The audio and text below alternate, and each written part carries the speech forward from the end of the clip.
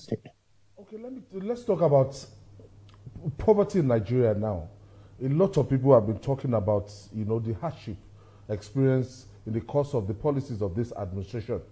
And some people are saying that the buck stops on the table of Mr. President, while others are saying that no, that the president has done enough to alleviate poverty, done enough to stem the tide of poverty, but the governors have not really given account of what they've gotten so far from the federation accounts. Let me try to address this issue because sitting here, I've just mentioned what we've done here in Kaduna State as a government. And I can tell you a lot of state governors are doing their best. I can also tell you clearly that President Bola Tinubu have done tremendously well since he came in last year, because let's not forget, it's not a matter of blame games. No, we have to call a spade a spade, because you see, we should not try to shy away from where we're coming from. Sitting here, like I said, a lot of people are speaking without facts, without data, without statistics. Like I said, I covered the financial service sector of our country in the last 4 years before I became governor. And I was covering about 90% of our financial service sector as the chairman of the Committee on Banking, Insurance, and Financial Institutions. And I can tell you, I know where we're coming from. As of 2023, when President Bola Tinubu was elected as the president of Nigeria, don't forget, there was a program of about 30 trillion printed and was wasted through ways and means, which I am very happy today when Mr. President made it clear to everyone in his own speech that the government have already paid that back. Because that is, for me, is a major problem. When you have a country that is printing money, that was what is causing the problem, this inflation we're facing today in Nigeria. There was a time that nobody can even say the amount of naira that was in circulation in Nigeria, because we lost count of that before Aswaji Bola Tinubu became as the president. And don't forget again, people tend to forget this. When I talk about these indices of poverty, I'm just talking about Kaduna State. About 65%, like I said, the rural areas were living below the poverty line. But what of the situation across some region in Nigeria? Is it the Northwest? Is it the Northeast? Is it the North Central? Is it the South-South? Is it the Southeast? Is it the Southwest? I have the statistics. I can tell you, the average of the people that were living below the poverty line when President Bola Tinubu came, if you look at the people that were living below the poverty line, has anyone sat down and asked himself, what really happened? Look, we had opportunities in the past. We are talking about now celebrating independence, but can we be sincere? There was a time we had surplus, but we did not save for the rainy day. Now we find ourselves in this crisis. It was not the problem that was caused by the current government of President Bola Tinubu. He inherited this problem. But I can tell you, we need time to address this problem. Is it the poverty? Is it unemployment? Is it a problem of infrastructural decay and deficit in this country? We have many other problems. Is it healthcare issues? When President Bola Tinubu came in last year, let's see, look at the progress he made in the area of healthcare. Look at the progress he made in the area of agriculture. I can tell you that. I know the support he gave to the governors, but most importantly, I know the policies. Most of them are painful because you have to now come with painful economic decisions to address the problem, the decay, the mismanagement we inherited. And I can tell you, is it the problem insecurity, which for me is sitting here as the governor of Kaduna State? I can tell you, the insecurity has affected our farmers, have affected our small businesses, but I can take you back to just 2015. As far as 2015, there was nothing like banditry, kidnappings, insurgencies in the northwest of Nigeria. It only started around 2016. We had opportunities to address this problem, but we didn't do anything. Now I can tell you, today, a lot of investors are coming to Nigeria. Many people might not understand that, but they all run away some years ago because of the problem of our multiple exchange rate. People cannot invest in Nigeria really and repatriate. They cannot exit. So people have run away from Nigeria. Now, this current government have now eliminated the multiple exchange rate. Yes, I agree.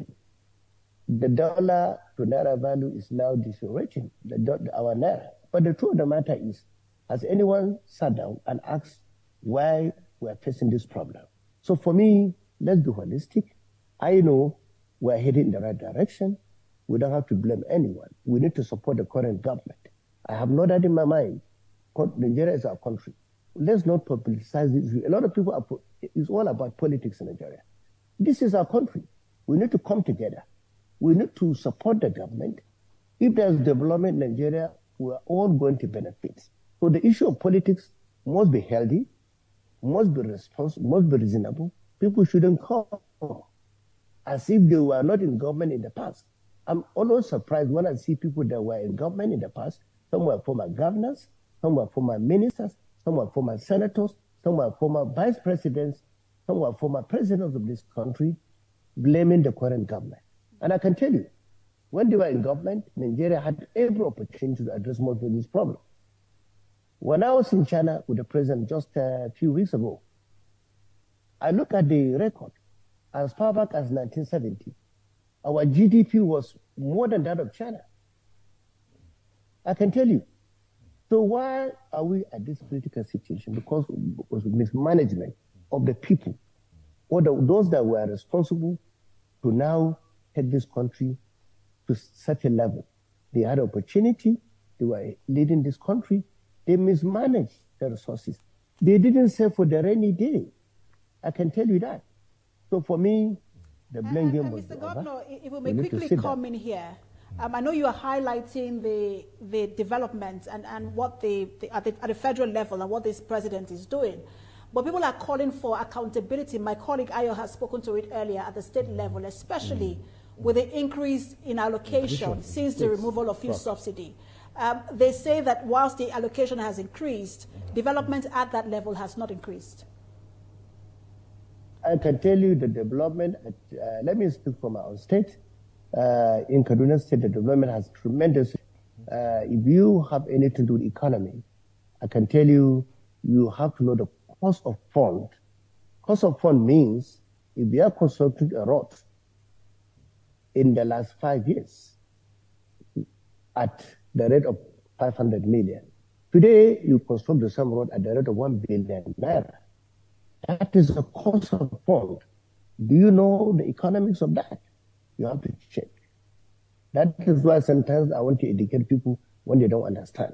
Again, some of us, just like the president is talking about paying debt, which is, I think, is real. We have to agree with that.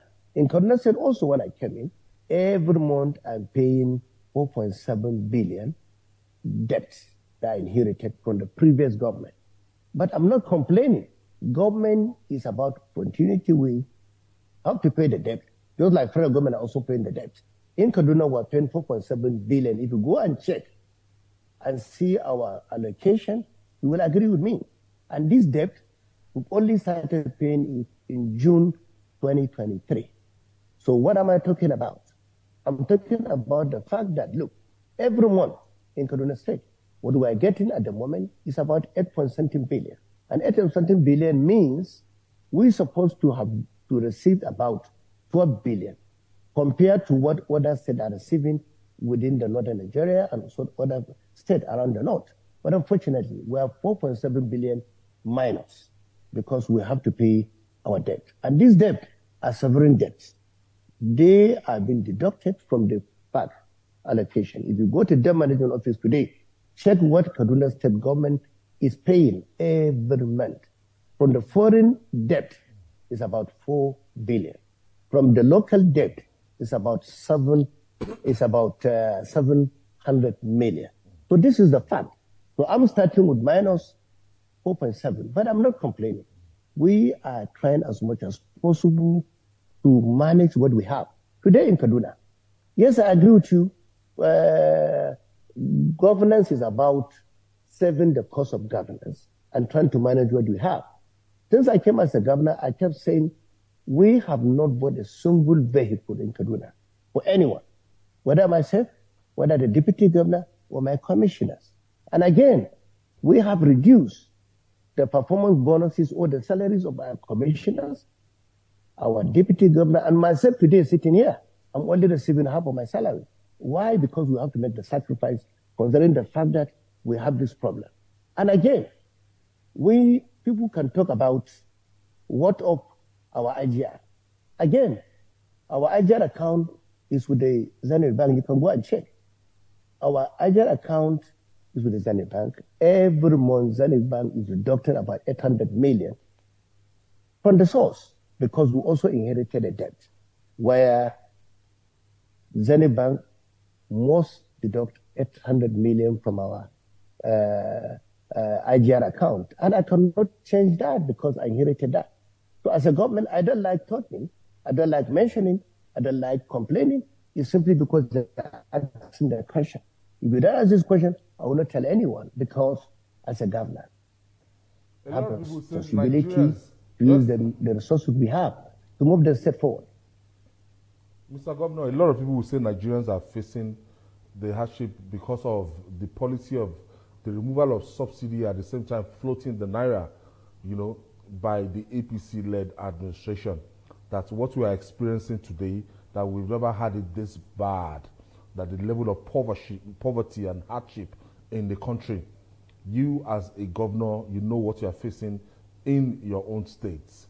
Are you supporting the two major policy of Mr. President of removing that subsidy, the time it removed it, and the floating of naira? Look, let me address this one after the other. The floating of naira, I can tell you 100% I'm in support of that, because like I said, I'm coming from the financial services sector. I know if you don't do that, you will not create healthy competition in the business cycle.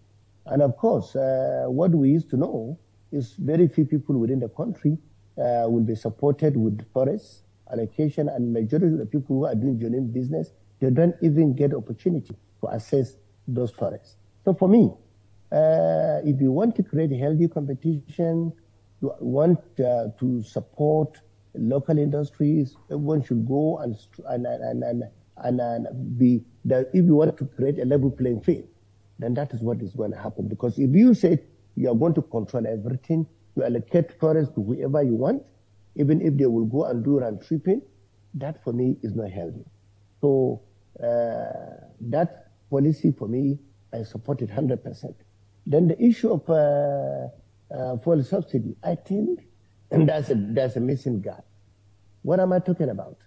When we came in, we looked at the situation critically.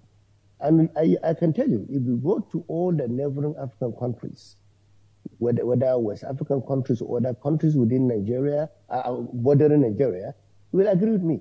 The price of oil today is over 2,000 naira.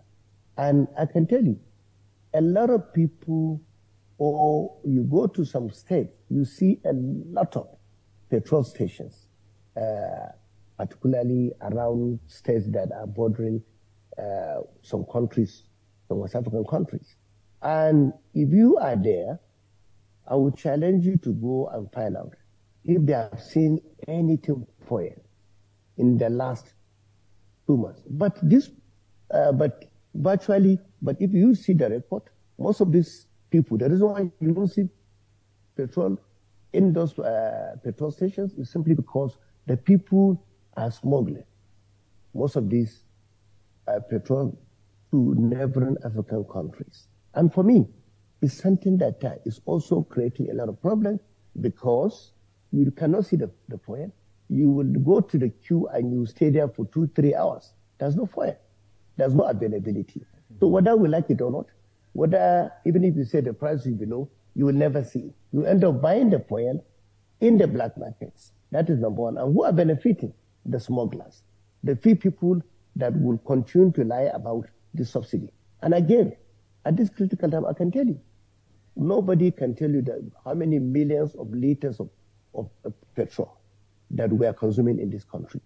But people can quickly rush into talking about subsidy. That's the numbers. I can tell you, most of those figures, in terms of the millions of oil that liters we're consuming in this country, is not true. All this subsidy I'm talking about is a scam by some people. I mean, very few powerful Nigerians benefiting on a daily basis, and that is the fact. So for me, I believe, yes, we have to do a lot to cushion those effects of this removal of fuel subsidy. We need to quickly look at the situation, support the masses of our people, support the poor people, and look at the people that are vulnerable, those that are affected. But the truth of the matter is that in the long run, I have no doubt in my mind, the issue will be addressed. That is the reason why in Kaduna, knowing fully that there will be effect of this oil removal, and a lot of people who are poor will definitely be affected. That's the reason why we have come with some measures to support the people at the grassroots level. That was the reason why. Only 2 weeks ago, like I was telling you, we distributed. We know you want to highlight a lot of this achievement, but we do have to leave the conversation there. Happy Independence Day to you, Governor of Kaduna State, Sani. Thank you for your time. Thank you for having me.